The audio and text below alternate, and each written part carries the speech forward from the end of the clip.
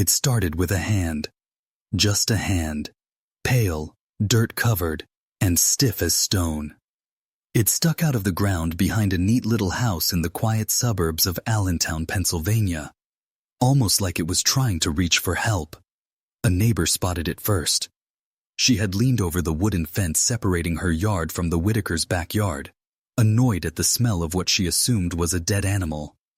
But what she saw instead made her stumble backward, screaming. 111, what's your emergency? The voice on the other end was calm, routine. There's something in my neighbor's yard, the woman stammered. I think it's a hand. A human hand. Oh my God, he's buried in the garden. There's someone buried in the garden. Within minutes, police and crime scene investigators were swarming the peaceful neighborhood. Yellow tape crisscrossed the perimeter as shovels scraped through freshly disturbed earth. It wasn't long before the hand led to an arm, then a shoulder, then a face. The body was that of 42-year-old Daniel Whitaker, a high school history teacher known to everyone in town. He was the kind of man people waved to without knowing why. The kind of guy who baked cookies for the neighbors at Christmas, who shoveled elderly folks' driveways without being asked. He wasn't supposed to end up like this, buried in his own backyard. As the sheet was pulled over his face, a silver Honda Civic screeched into the driveway. Sabrina Whitaker, his wife of 12 years, leapt from the car, her long black coat flying behind her like a cape. Her mascara was already smeared, her hands trembling. What happened? What are you doing? She screamed, rushing toward the officers. That's my husband, Daniel, that's my husband. But something about her hysteria felt off. Too loud. Too late. Detective Maria Gutierrez narrowed her eyes. She'd seen enough false grief in her in years on the force to know when someone was acting. As officers tried to calm Sabrina down, a neighbor approached Detective Gutierrez with an uneasy expression. I don't want to cause trouble, the woman whispered, but I saw someone around the house a few nights ago. Not Daniel. A man. Tall, younger, dark hair. He was looking in through the back windows. Gutierrez jotted it down without looking away from Sabrina. The man the neighbor described wouldn't stay a mystery for long. He was someone close to Sabrina. Someone she saw almost every day. Someone who told her to breathe in peace and exhale the truth. His name was Kai Matthews, her yoga instructor. And, as detectives would soon learn, he was a lot more than that. How did a beloved teacher, married to the love of his life, end up buried under the flowers he once planted with his own hands? To find out, we have to go back, 6 months earlier. Daniel Whitaker believed in balance. He taught history at East River High, where students called him Mr. W and joked that he probably slept in a 3-piece suit. He wore suspenders every Thursday and had a soft spot for telling stories about the Civil War that somehow always tied back to life lessons. If we don't understand where we come from, he'd say, we'll never know where we're going. At home, Daniel was quiet, kind, predictable in a way that made people trust him. He packed Sabrina's lunch each morning with a post-it note scribbled with, "Have a beautiful day," and a smiley face. He watered the plants every evening, always humming an old Beatles tune. And every Saturday morning, like clockwork, he'd make blueberry pancakes while Rufus, their golden retriever, sat patiently at his feet, hoping for scraps. Their house was beautiful. White shutters, fresh flowers in the front yard, a wind chime that sang with the breeze. To anyone passing by, the W. Whitakers seemed like the American dream. But dreams, sometimes, are just carefully staged nightmares. Because while Daniel found joy in routine, Sabrina had started to crave something else. Her days were a flurry of open houses, phone calls, and champagne showings. As a real estate agent, she thrived on appearances. She liked things to look perfect. Her hair, her smile, her life. Yet behind the glint of her diamond earrings and the well-rehearsed charm, something darker simmered. She had started attending yoga 2 months earlier, claiming she needed to center herself after stressful weeks. That's where she met him, Kai Matthews. He was everything Daniel wasn't. Tattooed arms, sun-kissed skin, a voice like warm honey. He taught at the Moonlight Yoga Studio downtown and had a following of devoted students who swore by his energy. He was 12 years younger than Sabrina, and he saw her, not just as someone's wife, not as a client or a neighbor, but as a woman. At least, that's what Sabrina believed. Their connection was instant, too instant. What started as casual chats after class turned into long coffee dates, then candlelit dinners, then nights. At first, Sabrina told herself it was innocent. Daniel had his life, and she had hers. What was the harm in a little freedom? But freedom has a price, and hers was paid in whispers. It was a cool evening in late October when Sabrina first mentioned Daniel to Kai. They were sitting in his loft, surrounded by incense and soft music. She wore one of his shirts, oversized and warm. "He's a good man," she said, tracing the rim of her wine glass. "But he's dull, predictable. I feel like I'm fading into the wallpaper." Kai watched her. "You deserve more than that." And that was all it took.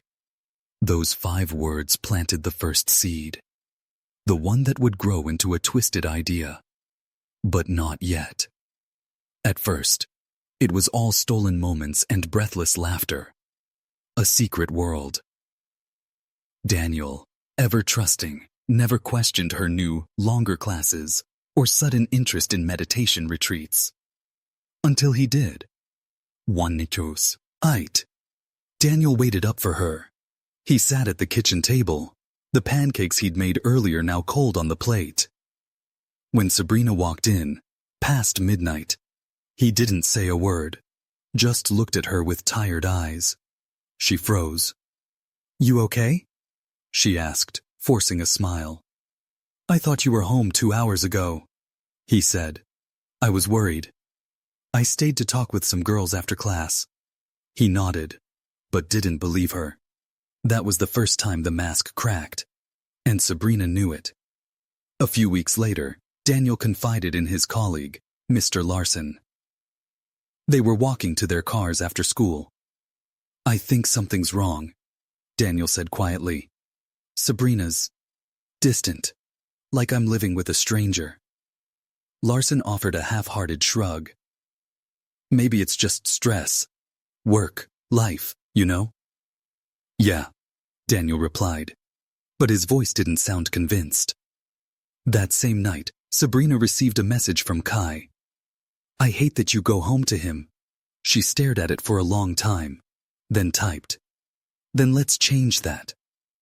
And just like that, the idea was born. It didn't come fully formed.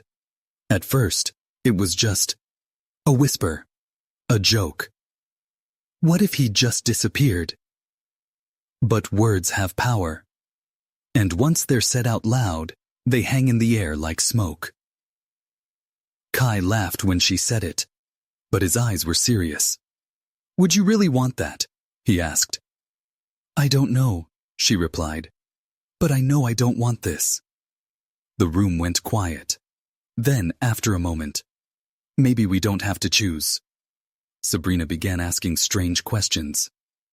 How easy is it to overdose on sleeping pills? What's the difference between types of rope? She claimed she was writing a mystery novel. Daniel smiled and nodded, but inside, something told him this wasn't fiction. This was real, and it was coming for him. One evening, Daniel was out in the garden planting marigolds.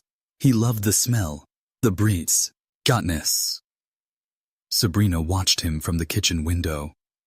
Behind her, Kai stepped silently into the room. He looked at Daniel, then at Sabrina. "Are you ready?" he whispered.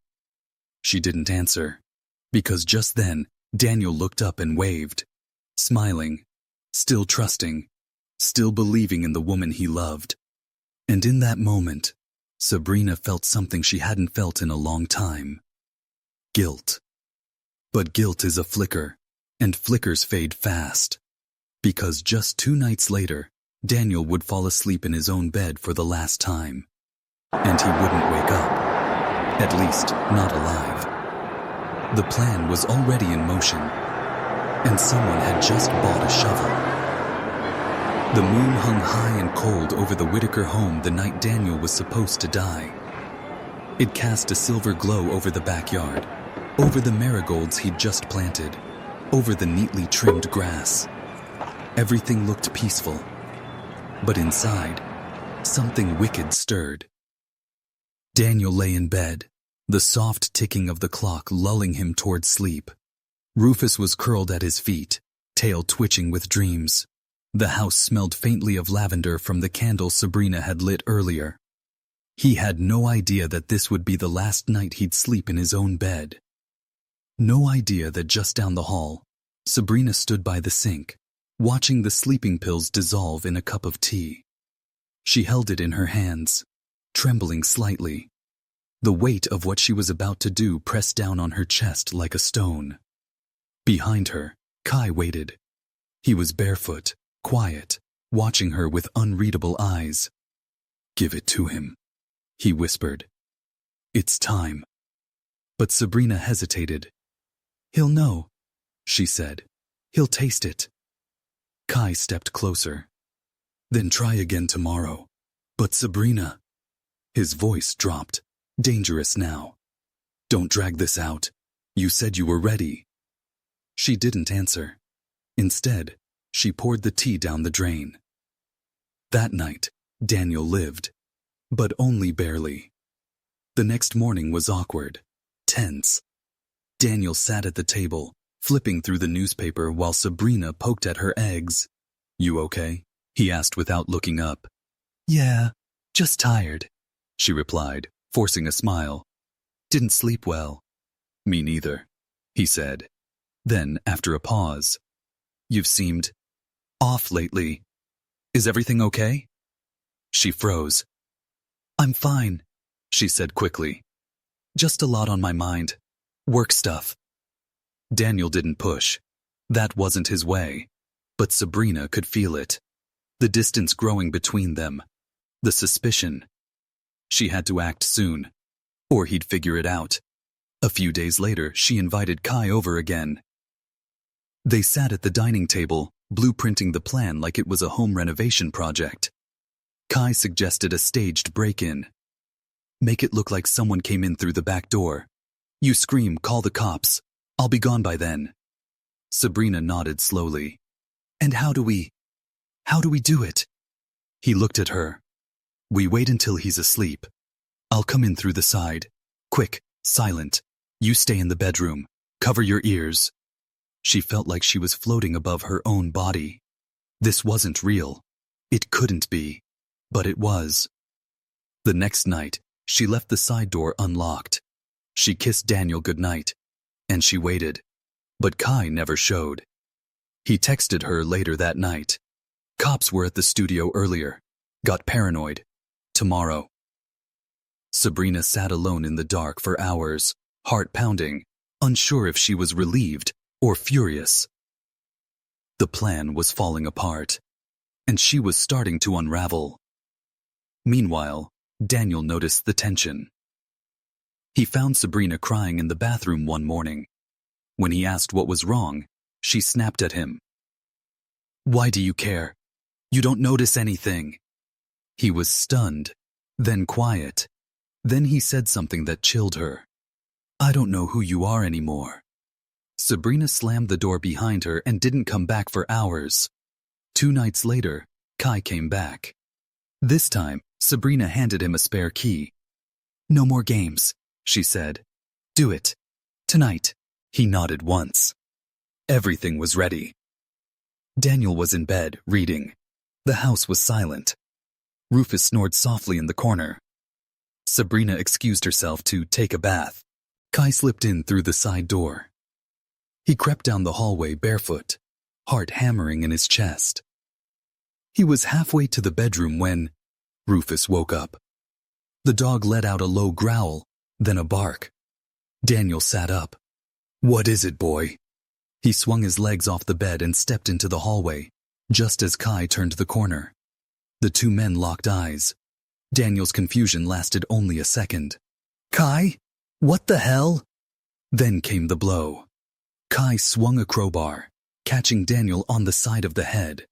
Daniel crumpled to the floor. Sabrina screamed from the bathroom. "Don't kill him!" she cried, rushing out. But it was too late. Daniel's body twitched once, then went still. Blood pooled on the hardwood floor, inching toward the rug he'd bought last Christmas. Kai stood over him, breathing hard. Sabrina dropped to her knees, sobbing. "Did you have to hit him that hard?" "You told me to do this," Kai hissed. "You said this is what you wanted." "I didn't mean." But the words didn't matter now. Daniel was dead. They moved quickly after that. Kai dragged the body to the backyard while Sabrina cleaned the floor. She scrubbed until her knuckles bled. Kai dug the grave behind the garden, where Daniel had planted lavender and marigolds. It was shallow, messy, rushed. They wrapped the body in a tarp, buried it under fresh soil. Sabrina planted new flowers on top. By morning, Daniel was missing. Sabrina played the part of the grieving wife well. She called the school. She called friends.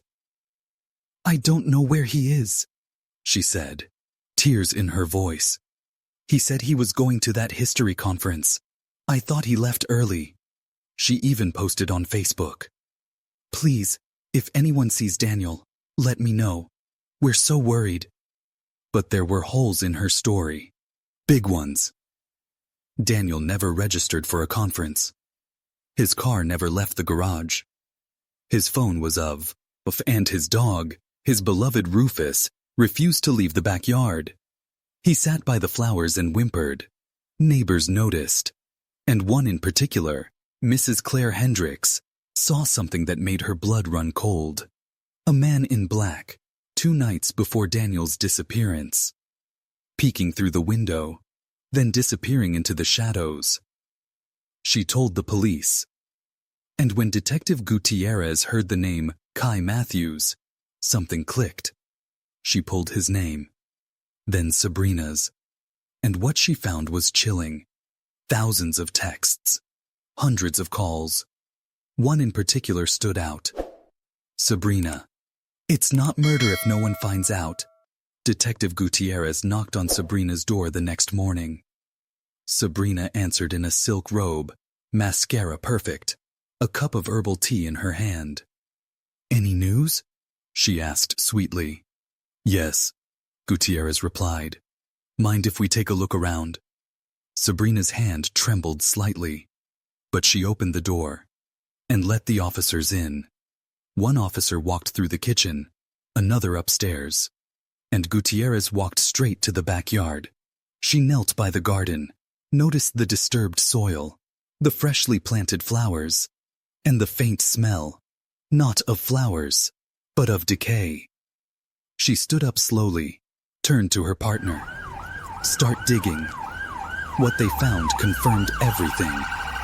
Daniel Whitaker, wrapped in a blue tarp, head caved in, buried beneath the marigolds. Just as Sabrina opened her mouth to scream, Kai walked into the yard. Too late. The officers turned, guns drawn. "Don't move."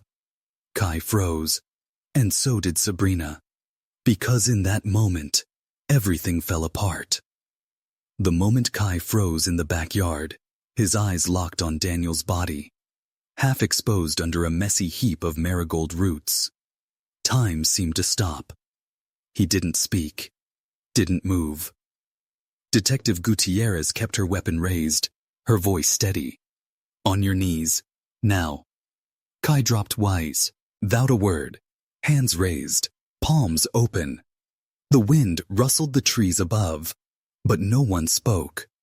Behind him, Sabrina gasped, like air had suddenly returned to her lungs. But it wasn't the sound of a woman caught in shock. It was too practiced, too empty. "You can't be serious," she cried, her voice cracking just enough to sound authentic. "He's been missing for days. What is this? Why are you digging up our yard? That's my husband. My husband is dead. And he—" She pointed at Kai, voice shrill. "He's not supposed to be here." But it was already too late. The mask had slipped, and everyone could see the truth now. Kai Matthews wasn't just her yoga instructor.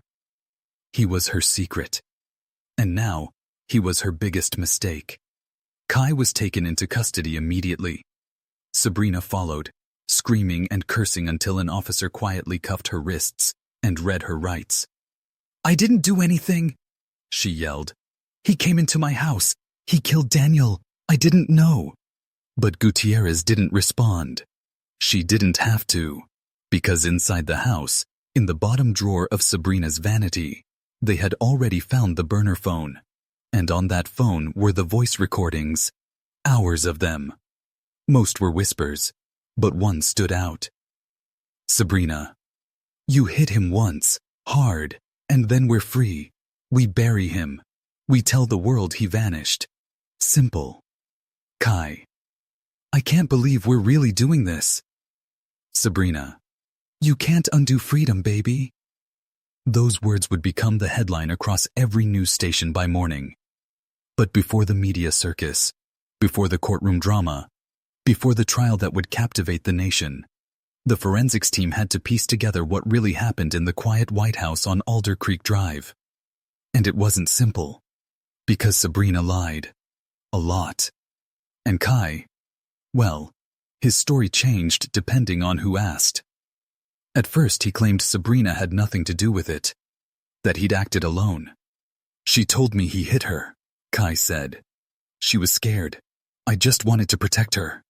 But that lie didn't last, because the texts told a different story. A very different story. Detective Gutierrez and her team built the timeline with painstaking care.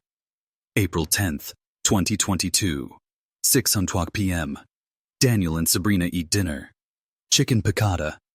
Sabrina doesn't speak much. Daniel does most of the talking. He's excited about a guest lecture he's planning. 8:30 p.m. Sabrina texts Kai. He's in the shower, doors open. Night out of Dumont. 12 p.m.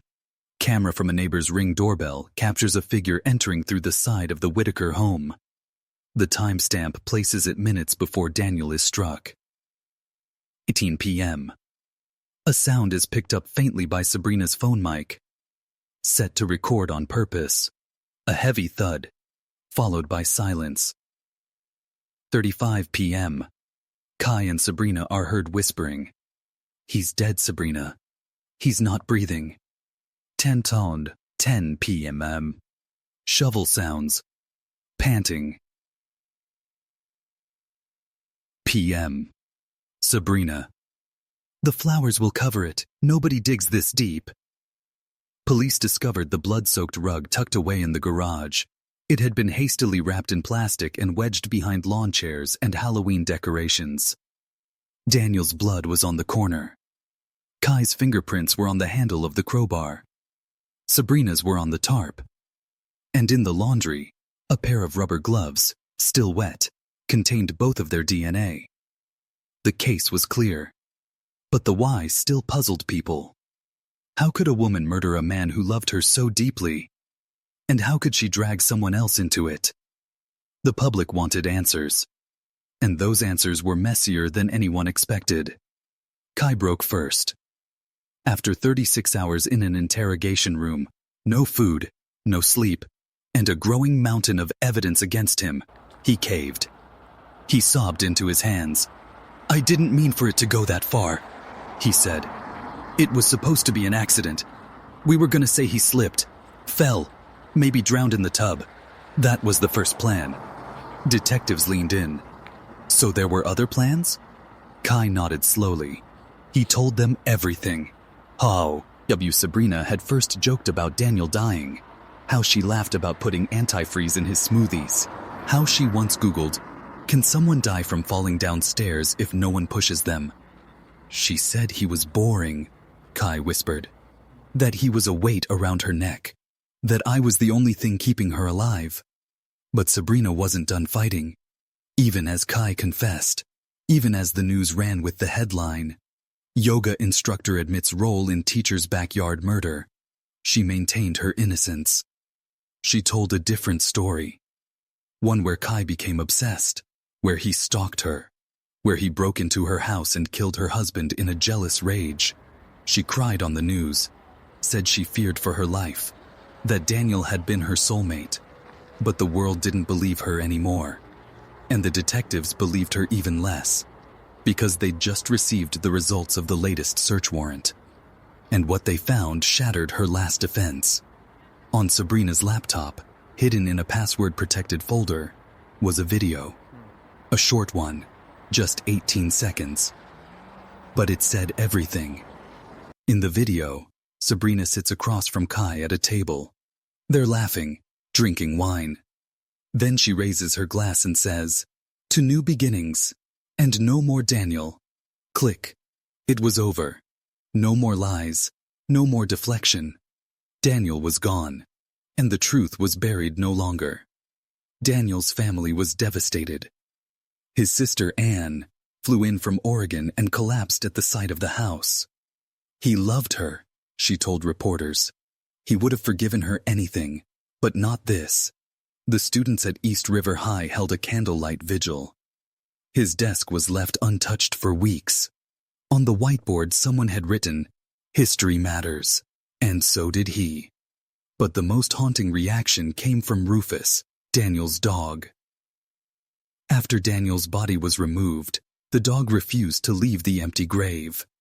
He laid there for hours, days, howling, as if he could still smell his owner.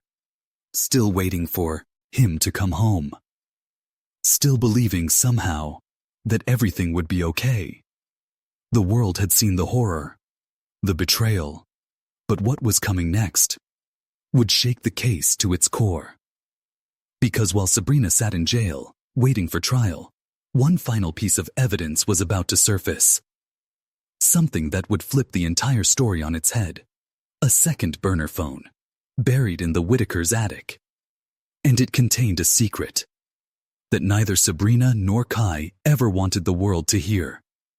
The attic was hot and dusty, filled with forgotten boxes and the smell of insulation. Detective Maria Gutierrez wasn't expecting to find anything up there. The team had already swept the house, twice. But something kept nagging at her. A comment from Kai during one of his interviews. She told me everything's got to be hidden high, away from dogs. She didn't want Rufus sniffing around. It was a strange thing to say. But now, standing beneath the rickety wooden ladder that led to the attic, Gutierrez decided to follow her gut. A forensic tech climbed up and aimed a flashlight around the dark corners. "I think we've got something," he called down. 10 minutes later, Gutierrez was holding a dusty shoebox. Inside, nestled beneath old Christmas cards and a cracked snow globe, was a cheap flip phone. Another burner. The screen was cracked, the battery nearly dead. But once it powered on, everything changed. Inside the phone were dozens of voice memos, but one in particular stood out. It was dated 2 weeks before the murder. The recording clicked on. Sabrina's voice, calm, smooth. "He said if I ever left him, he'd ruin me. I want to be free, Kai. If he disappears, it's better for everyone. I don't care how it happens. Just don't make me watch." And then Kai's voice. "You sure?" A pause. "I've never been more sure of anything in my life." The phone didn't just confer conspiracy. It destroyed Sabrina's last defense. The media exploded. "Second burner phone found in Yoga Instructor murder case," screamed the headlines. News vans lined the streets outside the Whitaker home. True crime podcasts began dissecting every detail. Internet sleuths posted TikToks examining Sabrina's every expression during her televised interviews. Public opinion shifted fast. Sabrina was no longer just a suspect.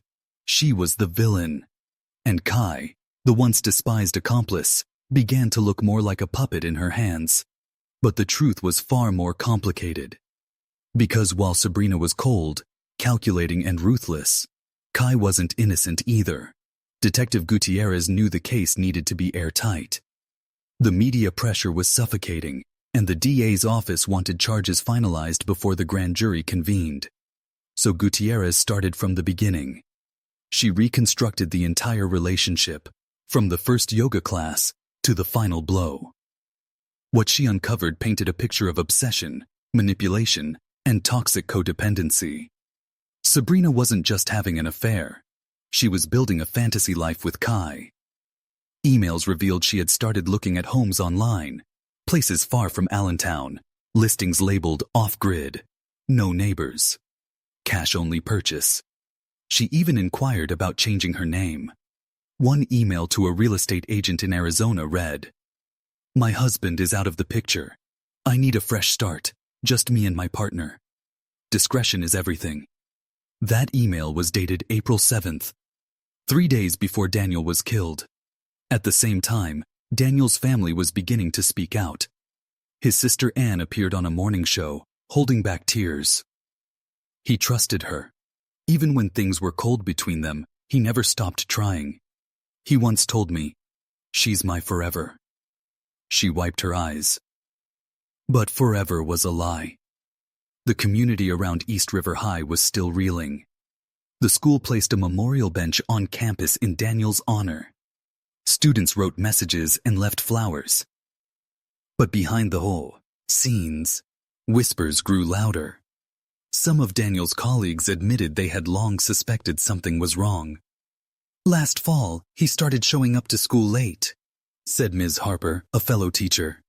"His shirt would be wrinkled. He looked tired all the time. He said he was sleeping in the guest room because Sabrina said he snored too much. But we all knew it wasn't about snoring." Daniel's best friend, Tom Larson, shared a story that stunned investigators. "About a month before he died, Daniel pulled me aside and said, 'If something ever happens to me, look at Sabrina.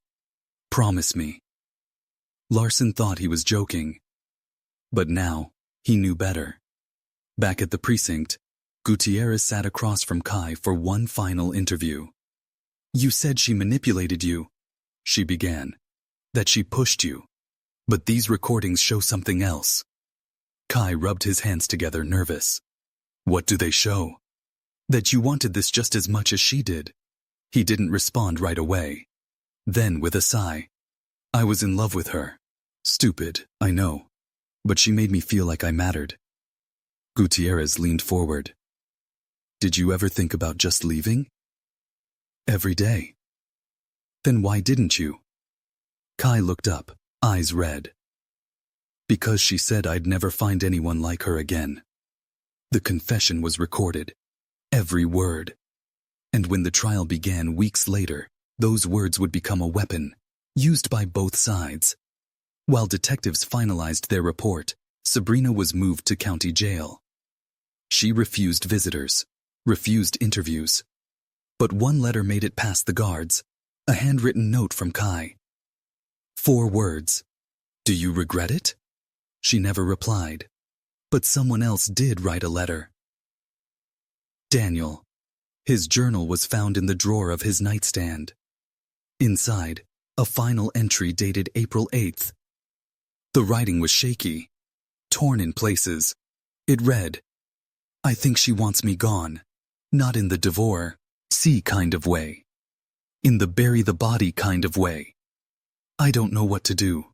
Maybe I'm being paranoid. Maybe I just need sleep. But if this is the last thing I write, I love you, Anne. Take care of Rufus." The prosecution would read those words aloud in court. And when they did, the jury cried. Everyone cried. Even Kai.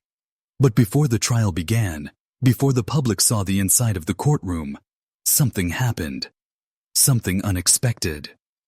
A letter arrived at the DA's office. No return address. No name. Just a few lines, typed. "You're missing something. Check the crawl space under the yoga studio." She hid it there. The real plan. The real motive. The letter was signed only with one letter. S. The crawl space was dark, dusty. Rats scurried along the beams. But hidden behind a loose panel, in a black garbage bag, was a notebook. Sabrina's handwriting.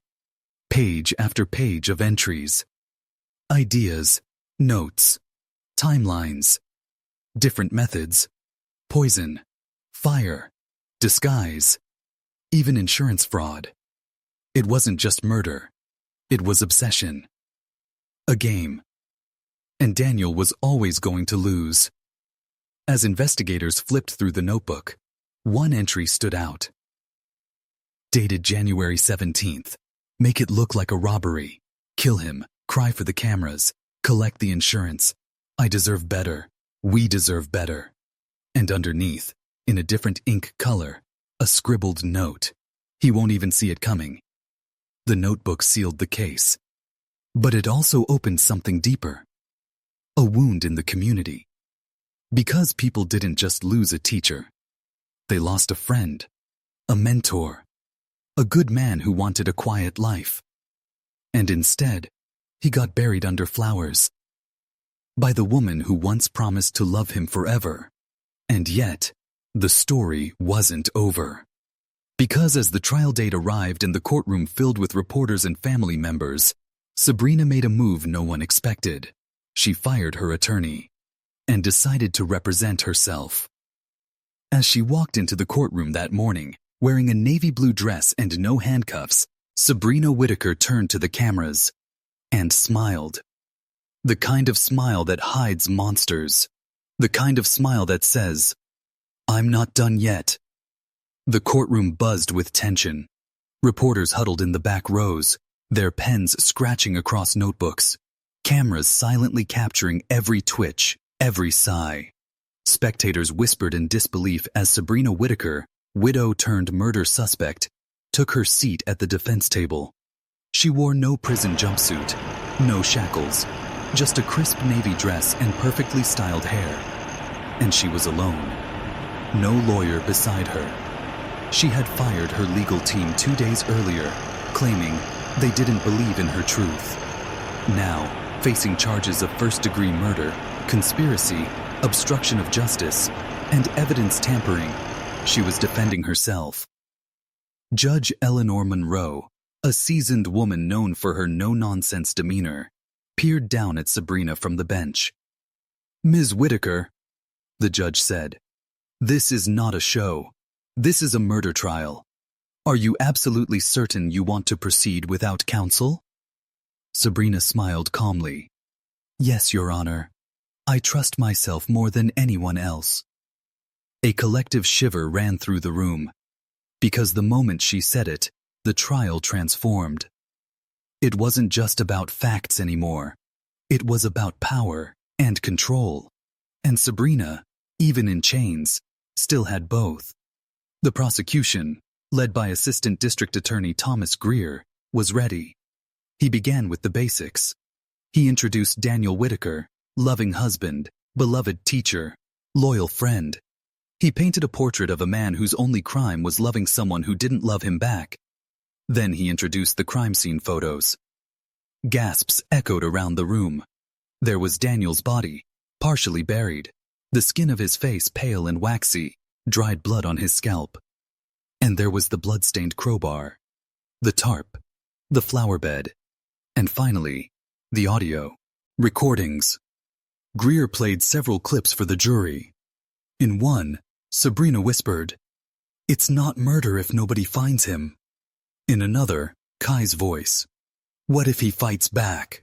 Sabrina, "Then you hit him again." Each word hit harder than the last, and as the jury listened, Sabrina sat still, unbothered, like she was hearing it for the first time. Then came her turn. Sabrina stood, calmly smoothed her skirt, and addressed the jury. "My name is Sabrina Whitaker, and everything you've just heard is a lie." Gasps rippled through the courtroom again. She continued, voice firm. "Yes, My husband was found dead. Yes, it looks bad. But let me be clear. Kai Matthews killed Daniel, not me. I was manipulated. I was afraid. And I was trapped.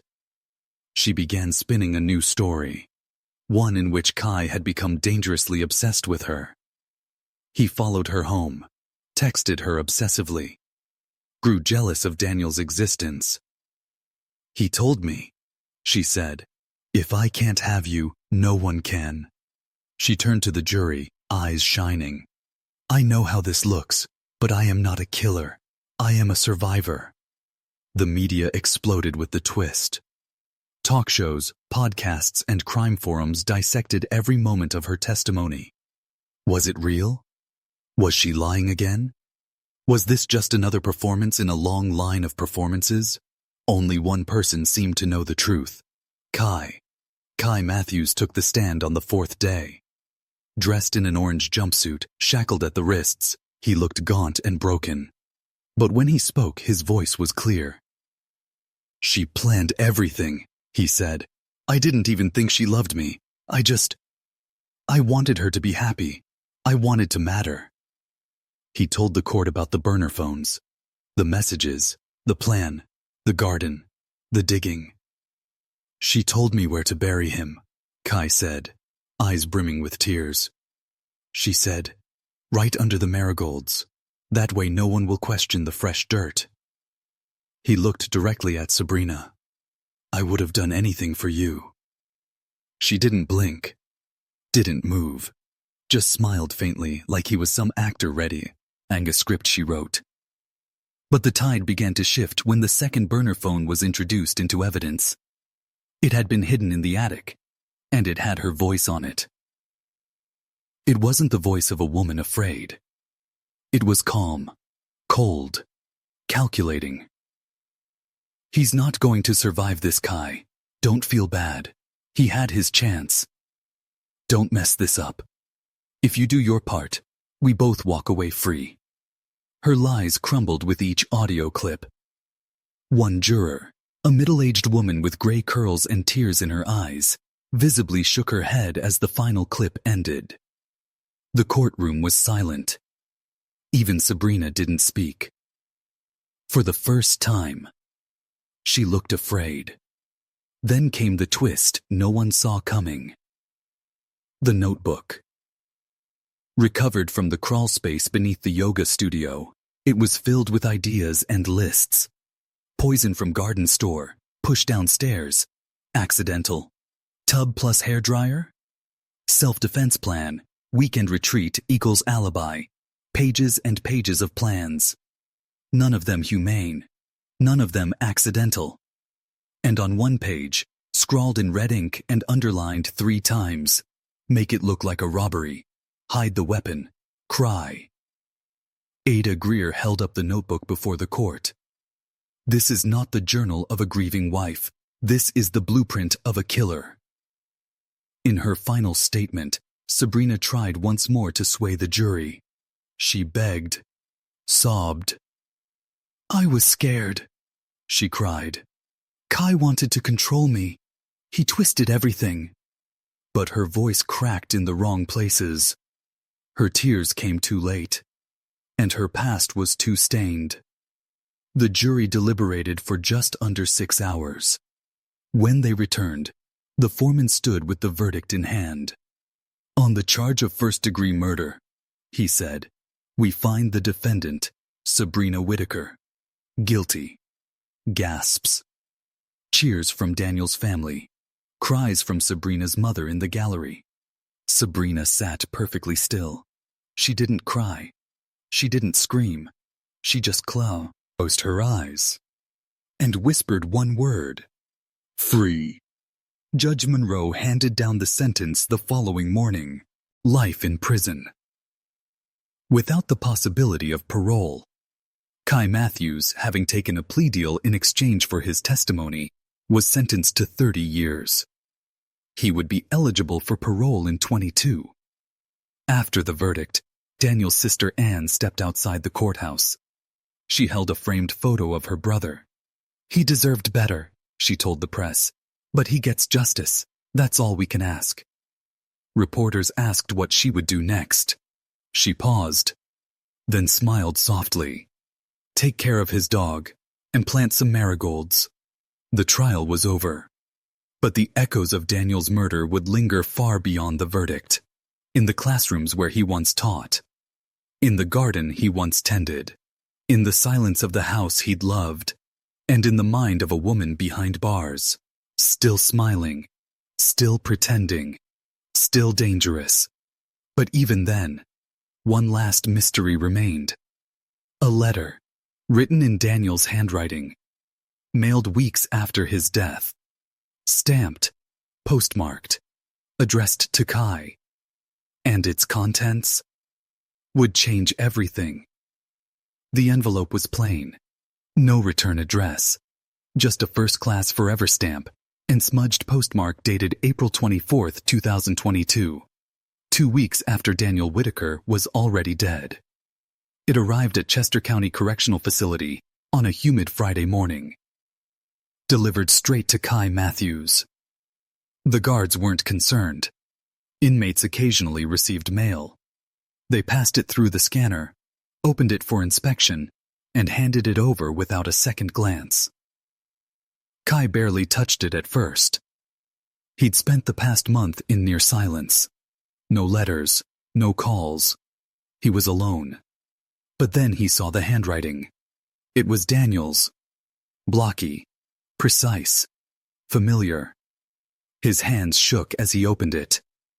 Inside was a single sheet of paper, typed, with Daniel's signature at the bottom. If you're reading this, I already knew. Or at least, I suspected. Kai stopped breathing. He read it again, then again.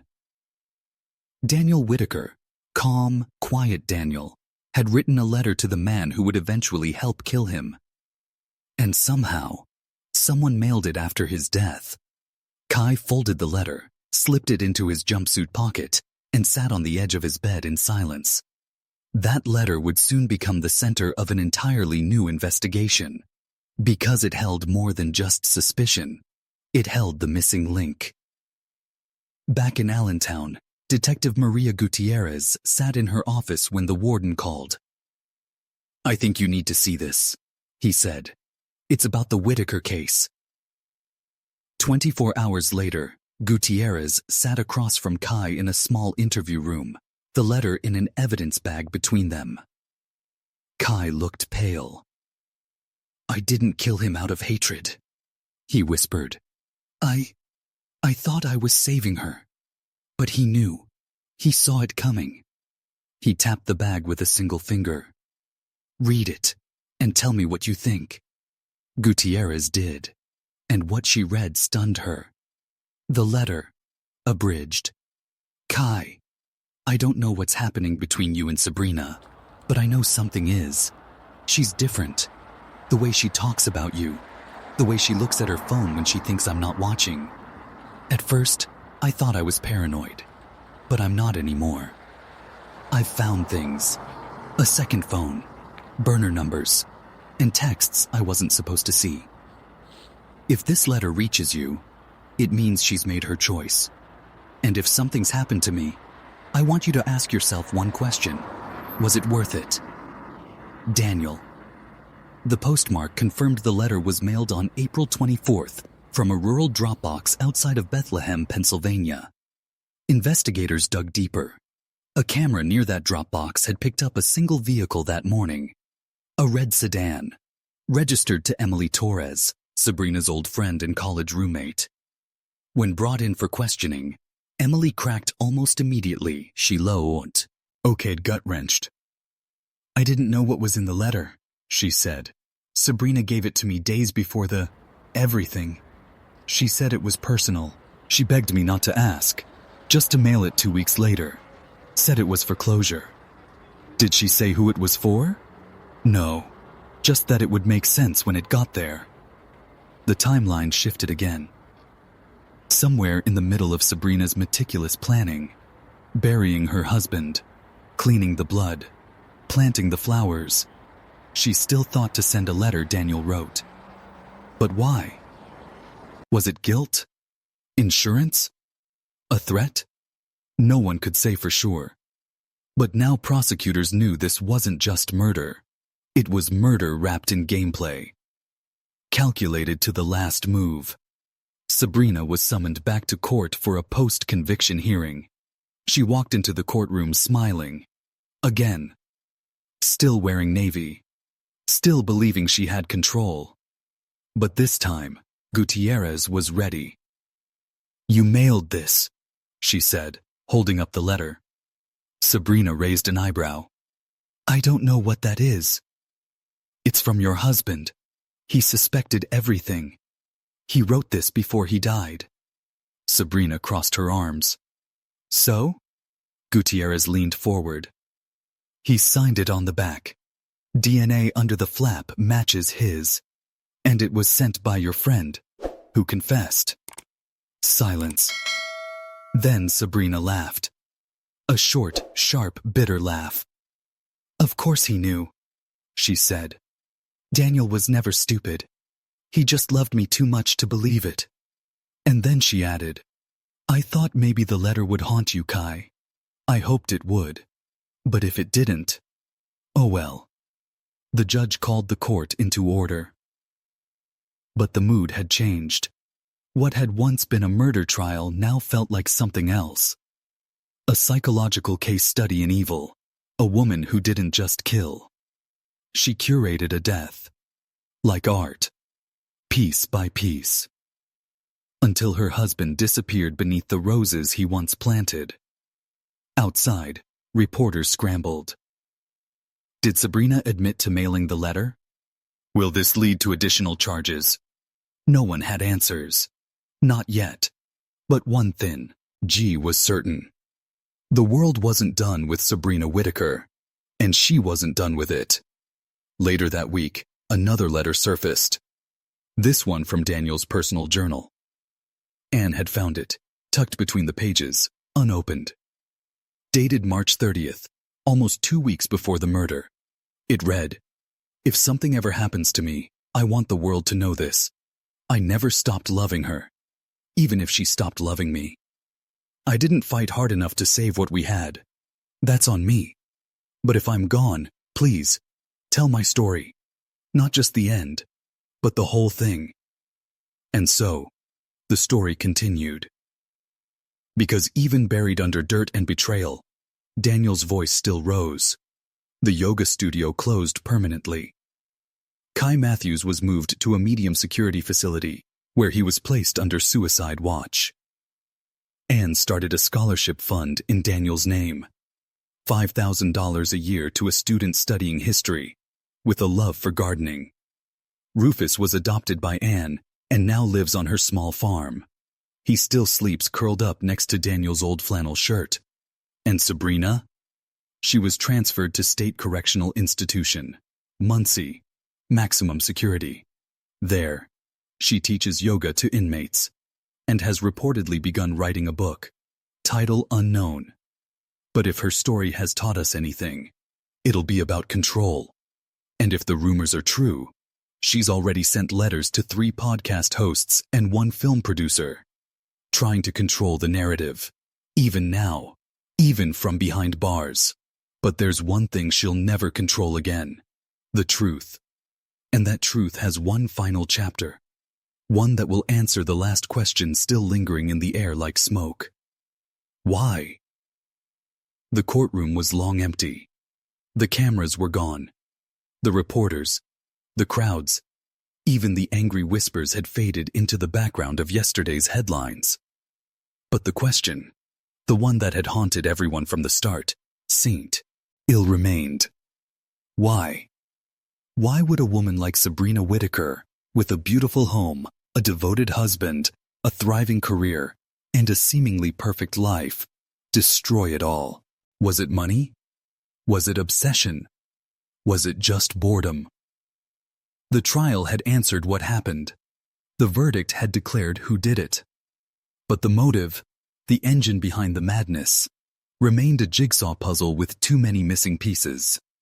Until a new voice entered the story. A therapist. Her name was Dr. Michelle Ryland, and she'd been treating Sabrina during court-mandated therapy sessions after her sentencing. At first, the sessions were cold, pointless, a requirement to be checked off, not taken seriously. But then, Sabrina began to talk. And once she did, the floodgates opened. Dr. Ryland wasn't allowed to break confidentiality, except in cases involving threats or criminal revelations. But with Sabrina already convicted and the case legally closed, she was permitted to submit notes to the court as part of a psychological review. Those notes were published as part of an investigative report. What they revealed was chilling. Sabrina Whitaker didn't just wake up one day and decide to kill her husband. She planned it. But even more disturbing, she enjoyed it. According to Dr. Ryland's notes, Sabrina expressed no remorse. She admitted she had wanted Daniel out of the way for over a year. Not because he was abusive, not because he cheated, but because he was, in her words, too gentle, too soft, too small for the life I deserved. She described Kai not as her partner, but as her instrument. I knew he would do anything I asked, Sabrina said in session. He wanted to believe I was broken so he could fix me. All I had to do was act like I needed saving. She called Daniel a prop. I married a placeholder, a stand-in for the man I hadn't met yet, and when Kai showed up, I realized I didn't need both. One of Dr. Ryland's final session notes simply read, "Patient displays consistent traits of narcissistic personality disorder, with antisocial behavior, are highly manipulative, lacks empathy, and appears to relish in the attention received post-trial." The court ordered a full psychological evaluation. It wasn't to overturn the sentence. Sabrina would still spend life in prison. But the DA's office wanted to understand her mind, to prepare for future cases, to learn from the monster they hadn't seen coming. Meanwhile, Kai Matthews, serving his sentence in the Harrisburg Correctional Facility, had become a shell of his former self. He refused therapy. He wouldn't speak to reporters. But one man managed to reach him, a journalist. Name, Jack Remy. He had followed the case from the beginning, watched the trial, studied the files. He wrote to Kai 7 times. No reply. On the 8th letter, he wrote only one sentence. "You deserve to tell your side before she rewrites it." Kai responded 3 days later. What followed was a 2-hour interview that Jack described as the most disturbing conversation of my life. Kai admitted it all. "I never wanted him dead," he said, "but I also never wanted to lose her. I kept thinking, one more step, and then she'll love me. One more step, and she'll leave him." Then the steps became darker, and I kept walking. Jack asked him directly, "Was she worth it?" Kai paused for a long time, then said, "No, she wasn't. But the version of her I invented in my head was." The fallout extended beyond the prison walls. Daniel's former students held a memorial fundraiser and raised over $70,000 in his name. A scholarship was launched. One student, now in college, wrote an essay titled, "The Man Who Taught Me to Care About the Past, and the Woman Who Tried to Erase It." It went viral, and it reopened the public's fascination with the case. Podcasts, documentaries, Netflix rumors, it all resurfaced. But one detail stood out above the rest. Something only surfaced recently. A letter, not from Daniel, but from Sabrina, sent from prison, to her college ex-boyfriend. In it, she wrote, "If you think Daniel was my first mistake, you're wrong. He was just the one I got caught for." No one knew what that meant. The ex never responded, but he forwarded the letter to the DA's office. And now, investigators were asking a new question. Was Sabrina involved in something else? Another crime? Another disappearance? Was Daniel just the final chapter of a longer, darker book? Detective Gutierrez, though officially off the case, reviewed the letter herself, and she knew something wasn't right. She'd always believed Sabrina's darkness went deeper than anyone realized. Now she had reason to prove it. A cold case, buried from 2012. A man named Evan Grant. A name found scribbled in the margins of Sabrina's yoga notebook. He had vanished during a hiking trip, reportedly last seen with a brunette woman who fit Sabrina's description. No body was ever found. Investigators are now quietly re-examining that case. And if a connection is confirmed, Sabrina could be charged again. Even behind bars, she may not be finished destroying lives.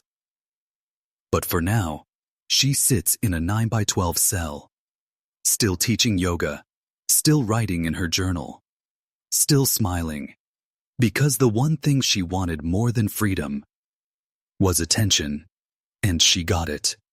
As for Kai, his parole hearing will be in 2044. He says he no longer practices yoga, and that he has nightmares every night. Of dirt, of blood, of Daniel standing at the foot of his bed, asking again and again, was it worth it? Anne still visits Daniel's grave every Sunday. She brings Rufus. They sit under the tree where Daniel used to read, beside the garden where he once dreamed of growing a bed of sunflowers. But now only marigolds grow, a bright, cheerful flower, often planted at the graves of the dead. There's only one chapter left. One fin, all peace. A voicemail. Never released. Found on Sabrina's phone. Left by Daniel 2 nights before he was killed. And what he said in those 18 seconds will finally bring the story full circle. The final voicemail was short, just 18 seconds. But it carried the weight of 1,000 unanswered questions. It had sat buried in Sabrina's phone, unopened, never played, marked as listened, even though she hadn't heard it. Not really. Maybe she hadn't wanted to. But now, it had been recovered, enhanced, and archived by investigators. And when it was finally played in open court as part of the final closure proceedings, years after the murder, it silenced everyone in the room. Daniel's voice came through the speakers. Calm, gentle, a little tired. Hey, it's me. I'm guessing you're at yoga or asleep. I wanted to say I love you. I know something's been off between us, but I still believe we can fix it. We're worth fixing. I'll always believe that. Click. The room didn't breathe, and for the first time since the trial, a tear rolled down Sabrina Whitaker's cheek. No one knew if it was regret or just frustration. That her control, even now, was slipping away. The story of Daniel Whitaker's murder had echoed across the country. Books were written. A streaming service greenlit a miniseries. But as the media circus faded, what remained were the scars. The people who couldn't move on. And the questions that never quite found answers. One of those people was Detective Maria Gutierrez. She had since transferred departments, now overseeing a unit specializing in domestic homicide cases. But Daniel's case still followed her like a ghost.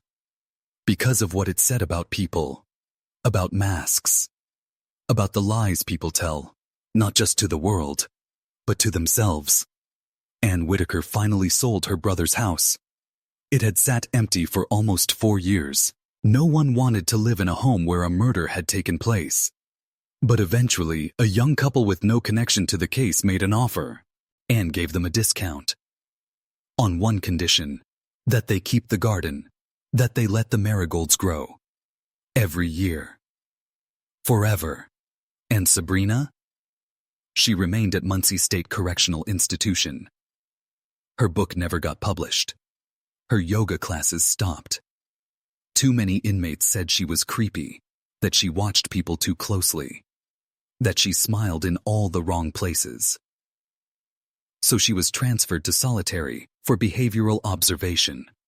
She still writes in her journal. She still receives the occasional letter from obsessed fans, conspiracy theorists, and people who find her misunderstood.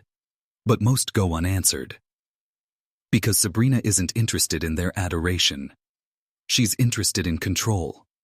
And the one thing she still tries to control is the memory of Daniel. On the 5th anniversary of his death, Anne visited his grave alone. Rufus had passed away a year earlier. The sky was overcast, the wind sharp. She laid down a bouquet of marigolds and sat quietly beside the headstone.